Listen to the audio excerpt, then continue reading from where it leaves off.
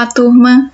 Eu sou a professora Kaline, professora de História e Geografia, e hoje nós vamos retornar ao nosso assunto, sobre a invasão holandesa no Brasil, falar um pouco sobre o que estava acontecendo no período no Brasil e também na Europa, que veio repercutir aqui, Nós terminamos o nosso último vídeo falando um pouco sobre a expulsão holandesa do Brasil, que se iniciou com a revolta popular a partir de 1645 e que terminou efetivamente com os holandeses totalmente expulsos do Nordeste brasileiro em 1654, quando o governo português auxiliou nessa expulsão, Por que isso aconteceu?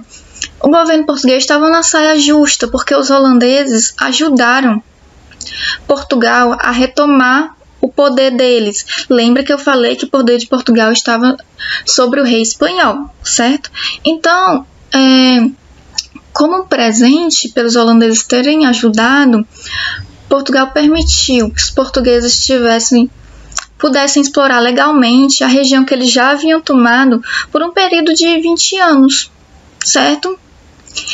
Que não acabaria em 1654, quando eles foram expulsos, mas apenas em 1660. Porém, Portugal se utilizou de uma desculpa, que os holandeses entraram em guerra com os ingleses. E os ingleses eram aliados muito fortes de Portugal.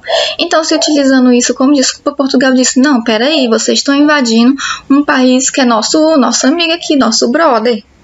Não pode, a gente vai fazer o nosso acordo agora e vai tirar e vamos expulsar vocês. E foi assim então que os holandeses acabaram sendo expulsos, que Portugal deu esse jeitinho de expulsar os holandeses do Brasil. Outros conflitos aconteceram nesse mesmo período dentro do Brasil, Nós temos, por exemplo, a revolta de Beckman, que aconteceu entre 1684 e 1685. Não durou tanto tempo, Ela vai acontecer em um estado também do Nordeste atual, que é o estado do Maranhão, ok? Basicamente, os maranhenses se sentiam esquecidos pela coroa portuguesa. As pessoas passavam muita necessidade, não tinha mão de obra suficiente, porque não chegavam pessoas escravizadas no Maranhão, que era a mão de obra que se utilizava no Brasil todo. A agricultura era uma agricultura de subsistência, ou seja, as pessoas plantavam o suficiente e colhiam o suficiente para comer. Não sobrava muito para comercializar e ganhar dinheiro por fora disso. Então as pessoas passavam muita necessidade. As pessoas eram muito pobres, então elas também não podiam estar comprando escravizados vindo da África, que eram mais caros. Elas queriam escravizar os indígenas da região. Porém, os jesuítas não permitiam isso. Vamos lembrar, a gente já viu bastante sobre os jesuítas, em capítulos anteriores. Era um grupo da Igreja Católica que veio para o Brasil catequizar os índios. Foram os primeiros professores do Brasil, nós podemos dizer assim. Eles ensinaram os índios religião, a língua portuguesa, E eles protegiam os índios, eles eram contra a escravização indígena. E a gente então vai ter uma briga entre as pessoas que moravam no Maranhão e os jesuítas, porque as pessoas queriam escravizar os índios porque era mais barato pagar por um índio, e os jesuítas não permitiam que isso acontecesse. E a coroa apoiava os jesuítas nesse momento, com a não permissão, certo? Outra coisa que vai irritar os maranhenses, nesse período, é a criação da Companhia de Comércio do Maranhão. Como assim? Era uma companhia de comércio administrada ali pela coroa portuguesa, e só essa companhia podia pegar os produtos que eram feitos no Maranhão e levar para vender fora, e só essa companhia podia vender dentro do Maranhão. Tinha um monopólio. As pessoas começaram a reclamar que eles estavam comprando os produtos que eles fabricavam muito barato, e eles não tinham o que fazer porque só podia vender para eles, e que eles estavam trazendo produtos para vender para os maranhenses que eram de baixa qualidade, que eram muito, muito caros, mas eles podiam fazer o que se só tinham esses para comprar. E aí a gente vai ter a satisfação da população no início da revolta, que vai ter esse nome porque vai ser chefiada, liderada por dois irmãos. os irmãos Becker, tá? Manuel Becker, que vai ser o principal líder da revolta, era um grande latifundiário, ou seja, um grande dono de terra, e o irmão dele, o Thomas Becker, que era um advogado, tá? E eles vão convencer as outras pessoas a iniciar esse processo de revolta na cidade de São Luís, Maranhão, tá? E eles vão então proclamar a independência do governo português e formar uma junta geral de governo, que vai ser administrada por três pessoas. O Thomas Becker, um outro cara chamado João de Souza e um terceiro chamado Manuel Coutinho, que eram latifundiários da região, certo?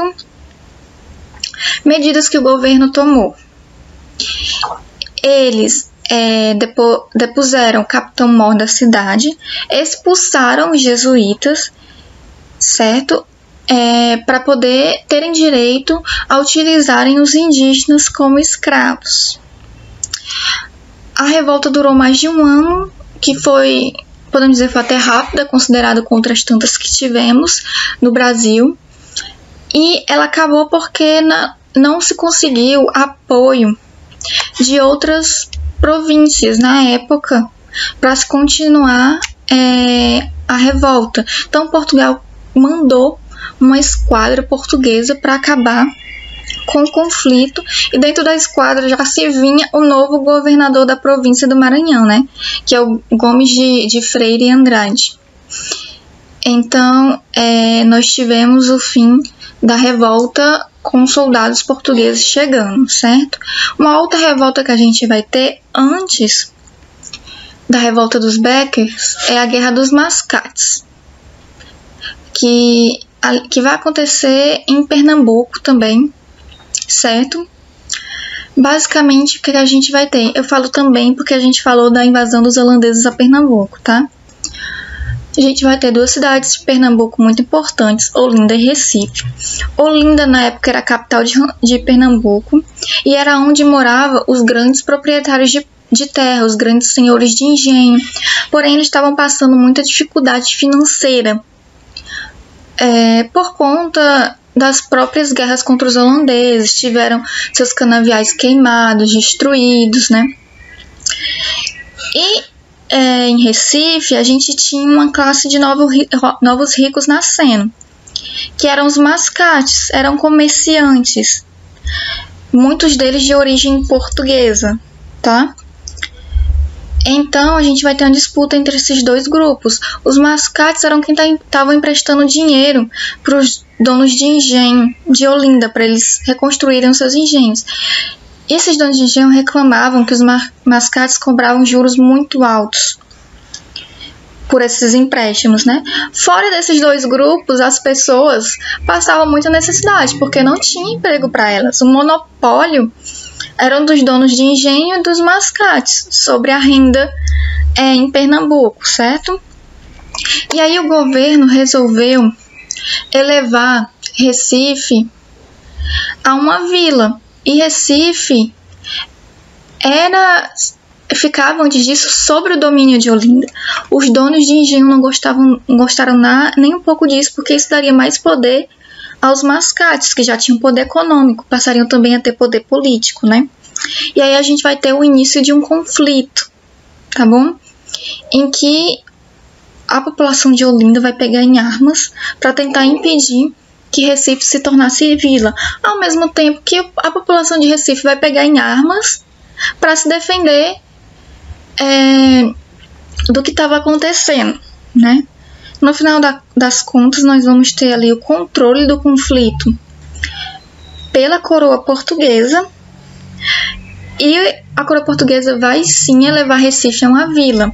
Em 1714, a coroa portuguesa anistia todos os participantes do conflito, ou seja, eles não precisam pagar perante a lei, serem presos, pagarem nada, como uma forma de acalmar os ânimos, porque a coroa acaba elevando Recife à capital de Pernambuco nesse momento.